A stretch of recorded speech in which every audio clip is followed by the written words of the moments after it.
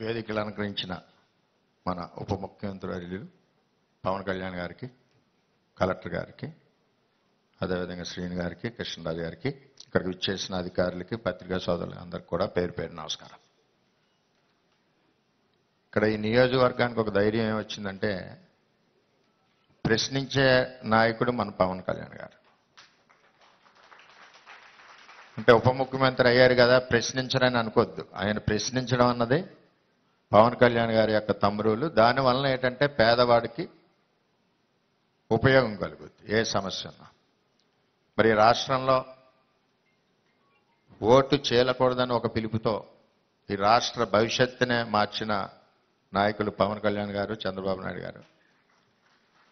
మరి ఈరోజు రాష్ట్ర పరిస్థితి, ఆర్థిక పరిస్థితి మనం చూస్తూ ఉన్నాం. మొన్నే రివ్యూ చేస్తే రూరల్ డెవలప్మెంట్లో 2000 కోట్లకి సమాధానం లేదు మన కళ్యాణ్ గారు రివ్యూ చేసినప్పుడు. అంత దారుణమైన పరిస్థితిలో రాష్ట్రం ఉంది. ఇప్పుడు ఈ రాష్ట్రాన్ని ముందుకు నడిపించాలని ఒక బాధ్యతతో మరి కళ్యాణ్ గారు, చంద్రబాబు నాయుడు గారు పనిచేస్తూ ఉన్నారు. పవన్ కళ్యాణ్ గారికి మన అదృష్టం ఏంటంటే రూరల్ డెవలప్మెంటు, వాటర్ వర్క్స్, అదేవిధంగా పంచాయతీరాజు ఈ రావడం నిజంగా మన నియోజకవర్గానికి అదృష్టం. అలాగే కళ్యాణ్ గారు ఎలక్షన్లో బాగా దగ్గరగా చూశారు మత్స్యకార గ్రామాలు. మంచినీళ్ళు లేక చాలామంది ఆడపడుచులు సార్ని అడిగారు, అది సార్ గుండెల్లో కూడా ఉంది. మరి ఈ విధంగా మన అదృష్టం ఏంటంటే పోర్ట్ఫోలియోలు మన కళ్యాణ్ గారి చేతిలోనే ఉన్నాయి. గ్రామాలు డ్రైన్లు కానీ రోడ్లు కానీ ఆశతో చూస్తూ ఉన్నాయి. ముఖ్యంగా ఆడపడుచులందరూ ఆశతో చూస్తూ ఉన్నారు. వీటన్నిటి మీద మనకి చాలా మేలు జరుగుద్దని ఒక ఆలోచనతో ఉన్నాం. అదేవిధంగా పెన్షన్లు ఇదివరకు ప్రభుత్వం 4 నెలలకో సంవత్సరానికో 200 రూపాయలు పెంచినా అది ఉపయోగకరంగా లేకపోవడం. మరి ఒకేసారి నిర్ణయం తీసుకున్నారు మూడో సంతకంగా 1000 రూపాయలు కూడా ఒకేసారి ఆర్థిక ఇబ్బందుల్లో పెంచడం అంటే పేదవాడి మీద ఎంత అభిమానం ఉందన్నది మనం తెలుసుకోవాలి. ఇందాక కలెక్టర్ గారు చెప్పినట్టు జాయింట్ ప్రాపర్టీస్ మీద చాలా మందికి పెన్షన్లు రావట్లేదు.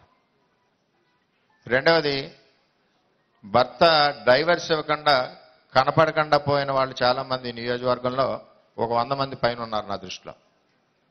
వాటి మీద కూడా ఒక నిర్ణయం తీసుకోవాల్సిన బాధ్యత ఉంది. ఎంచేతంటే భర్త రావట్లేదు, సర్టిఫికెట్ ఇవ్వడం కుదరట్లేదు, ఒంటరి మహిళలు ఇదివరకు ప్రాక్టీస్ ఉంది కాబట్టి దాన్ని కూడా మన డిప్యూటీ సీఎం గారిని దృష్టిలో పెట్టుకోవాల్సిందిగా కోరుతా ఉన్నాం. అన్నిటికంటే దారుణం ఈ 5 సంవత్సరాల్లో జరిగింది ఏంటంటే కరెంటు బిల్లు 30వ తారీఖు నాడు తీసుకోవాలి స్లాబ్ ఉన్నప్పుడు. ఆ కరెంటు బిల్ని ఫస్ట్ వీక్ 10వ తారీఖు తీసుకోవడం వల్ల స్లాబ్ లెవెల్ దాటిందని చెప్పి చాలా మందికి పెన్షన్లు కూడా తీసేయడం జరిగింది. ఆ కరెంట్ బిల్స్ కూడా మన గౌరవ కలెక్టర్ గారు 1వ తారీఖు ముందు తీసుకోవడం వల్ల ఎలిజిబిలిటీ మిస్ అవ్వకుండా ఉంటున్నారు.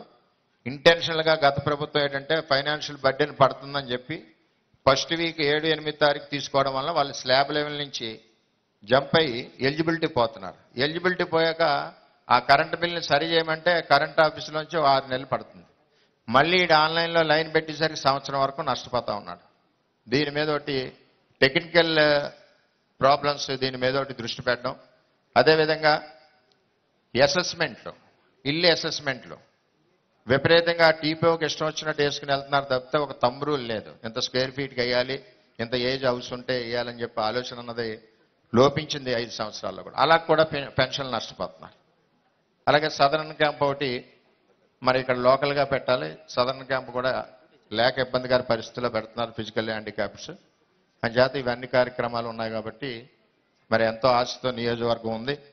మరి సార్ 3 రోజుల్లో కూడా మరి బ్రహ్మాండంగా అభివృద్ధి కార్యక్రమాలు ముందుకు స్టార్ట్ అవుతాయని చెప్పి తెలియజేసుకుంటూ, ముఖ్యంగా పెన్షనర్స్లో ప్రాబ్లం ఉంటే ఒక team revenue department, electrical department, municipal కానీ పంచాయతీ డిపార్ట్మెంట్ని ఒక టీం వేసి ఆ ప్రాబ్లం అదే రోజు సార్ట్ అవుట్ అయ్యేలాగా ఉండాలి. లేకపోతే ఇక్కడి నుంచి అక్కడ తిప్పి, అక్కడి నుంచి ఇక్కడ తిప్పి వాళ్ళు కూలి పని మానుకుని వెళ్ళే పరిస్థితి ఉండదు. కాబట్టి పెన్షనర్స్కి మేలు చేయాలని చెప్పి అందరినీ, ప్రతి ఒక్కరిని కోరుకుంటూ మరి అవకాశం ఇచ్చిన అందరికీ పేరు పేరున ధన్యవాదాలు తెలియజేసుకుంటూ సెలవు తీసుకుంటాం.